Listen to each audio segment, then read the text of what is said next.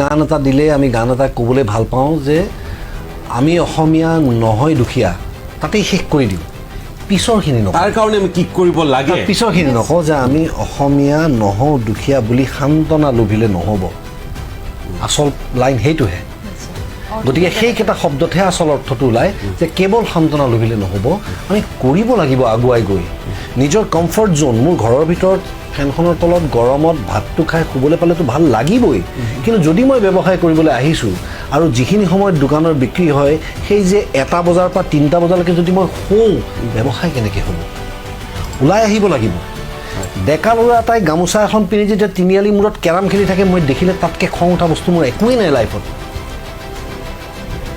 মানুহে লেবাৰৰ অভাৱত এই খৰালি হেৰিটো খেতি কৰি আছে